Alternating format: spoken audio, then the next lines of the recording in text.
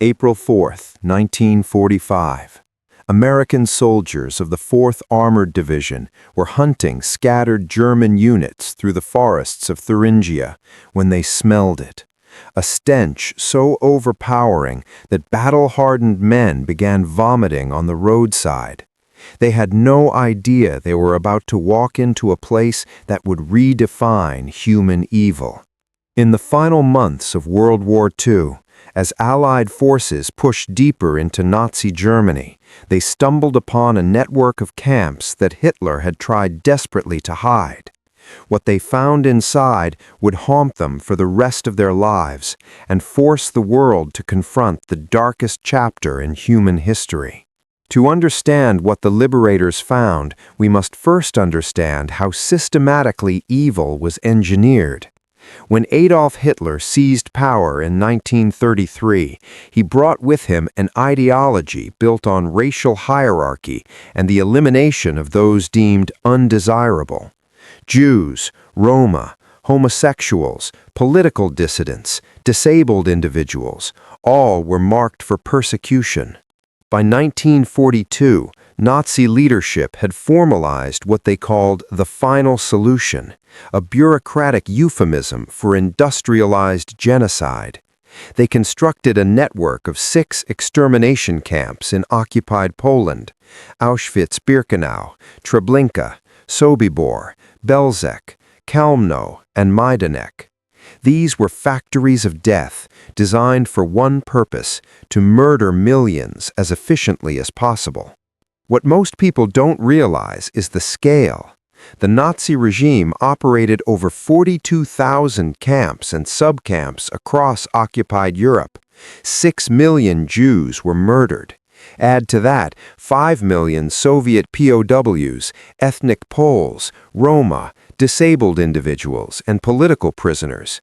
The death toll reaches approximately 17 million people. Ohrdruf was a small forced labor camp, a subcamp of Buchenwald. But it was the first Nazi camp liberated by American forces, and nothing could have prepared them.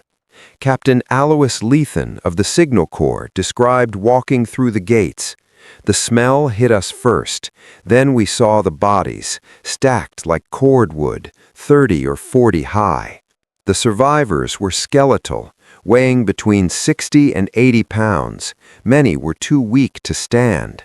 Some had been used for medical experiments. Others bore signs of torture so severe that medics couldn't believe they were still alive. Private First Class John Dollaboy wrote home, "We knew about war. We didn't know about this." 3 days later, Supreme Commander Dwight Eisenhower arrived at Ohrdruf. He toured the entire camp, forcing himself to see every horror. General Patton, known for his battlefield toughness, vomited. Eisenhower immediately understood something crucial. The world would need proof. Eisenhower cabled the combined chiefs of staff. "We are told that the American soldier does not know what he was fighting for. Now, at least, he will know what he is fighting against." He ordered extensive documentation, photographs, films, testimony. He invited journalists and members of Congress because he knew that one day people would deny this ever happened. April 11th, 1945, the U.S. 6th Armored Division liberated Buchenwald, one of the largest camps on German soil. Over 238,000 people had been imprisoned there since 1937. When liberation came, 21,000 survivors remained, barely. Buchenwald revealed the Nazis' methodical cruelty. There was Block 46, the typhus experimentation block, where prisoners were deliberately infected to test vaccines. There were lampshades made from human skin, found in the home of Commandant Karl Koch's wife, Ilse. Shrunken heads kept as trophies. One of those survivors was a 16-year-old boy named Elie Wiesel. He would later write, "Never shall I forget that night, the first night in camp that turned my life into one long night 7 times sealed." His testimony, and thousands like it, would become the voice of the 6 million who couldn't speak. April 29, 1945. Dachau, Hitler's first concentration camp, opened in 1933. When the 45th Infantry Division and the 42nd Infantry Division arrived, they found a train of 39 boxcars sitting on the railway siding. Inside were the bodies of approximately 2,300 prisoners who had died of starvation and suffocation during transport. What happened next is still debated. Some SS guards tried to surrender, but American soldiers, confronted with such overwhelming evil, with bodies piled like garbage, with survivors who looked like living skeletons, something broke. Between 35 and 50 SS guards were shot by American soldiers in what became known as the Dachau massacre. Lieutenant Colonel Felix Sparks, who commanded troops at Dachau, later said, "I took immediate action to stop the indiscriminate shooting, but I understood it. These men just seen things that challenged their faith in humanity. Some of them broke." The U.S. Army investigated, but ultimately took no action. It remains one of the most controversial moments of liberation, a reminder that even in the fight against absolute evil, war extracts a moral cost. April 15, 1945. British troops liberated Bergen-Belsen in northern Germany. If Buchenwald shocked the Americans, Bergen-Belsen traumatized the British. Over 13,000 unburied corpses lay scattered across the camp. Another 60,000 prisoners were alive, but barely. Typhus had swept through the camp. The SS guards had simply abandoned it, leaving prisoners to die.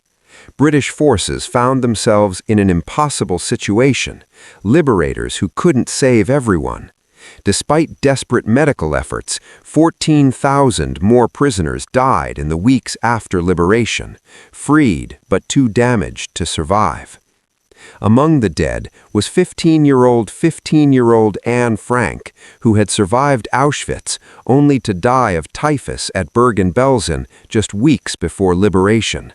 Her diary would become one of the most powerful testimonies of the Holocaust, a young girl's voice preserving her humanity against a system designed to erase it.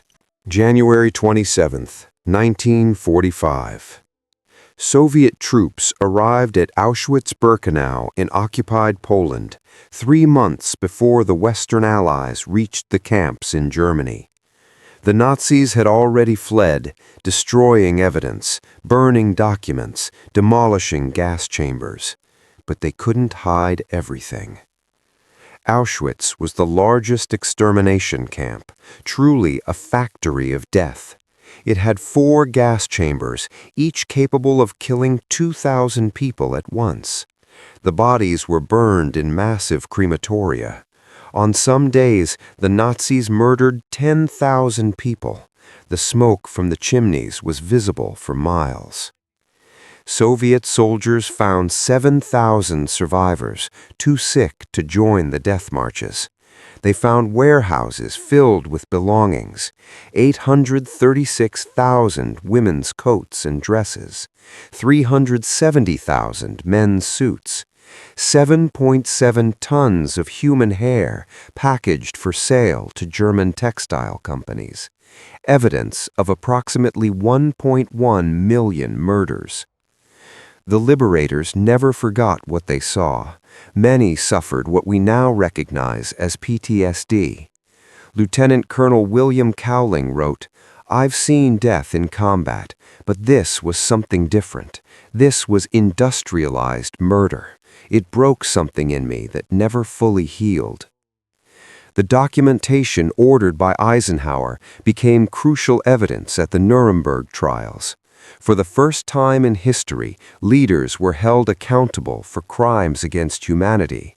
But justice felt inadequate. How do you punish the murder of millions? 12 defendants were sentenced to death. Thousands of perpetrators escaped. Allied forces required local German civilians to tour the camps, to confront what had been done in their name. Some wept, Others claimed ignorance, but the footage, the photographs, the mountains of evidence, they made denial impossible. Or so it seemed. Here's what haunts historians. The world had warnings. In 1942, the Polish resistance smuggled reports of mass extermination to London and Washington. The Allied governments received detailed intelligence about the gas chambers. Major newspapers published accounts from escaped prisoners. Yet no rescue operations were launched. No railway lines to the camps were bombed. Was it disbelief? Anti-Semitism in Allied governments? The calculus of war? We know that some individuals tried desperately to help. Diplomats who issued illegal visas, resistance fighters who hid Jews, ordinary people who risked death to save strangers. But they were exceptions. The question remains, could millions have been saved if the world had acted sooner? Today, the camps stand as memorials. Over 2 million people visit Auschwitz each year, walking the same paths where so many died. The barracks of Dachau still stand. The crematoriums at Buchenwald remain silent witnesses. These places force us to confront what humans are capable of, both the worst and, in the stories of resistance and rescue, occasionally the best. The liberators saved those who could be saved, but more importantly, they preserved the evidence. They documented the atrocity so thoroughly that denial became impossible. Their photographs, their films, their testimony, these became a sacred trust, a promise to the dead. We will not let the world forget. In 1945, Allied soldiers walked into hell and came back to tell us about it. They couldn't save everyone, but they saved history itself. Their documentation stands as an eternal warning. This happened, it was real, and it can happen again if we forget. Primo Levi, a survivor of Auschwitz, wrote, "It happened, therefore it can happen again." This is the core of what we have to say. The liberators knew this truth. They saw evil at its most organized, most efficient, most total, and they left us with a responsibility to remember, to educate, to remain vigilant. Because the camps were liberated, but the lesson never expires.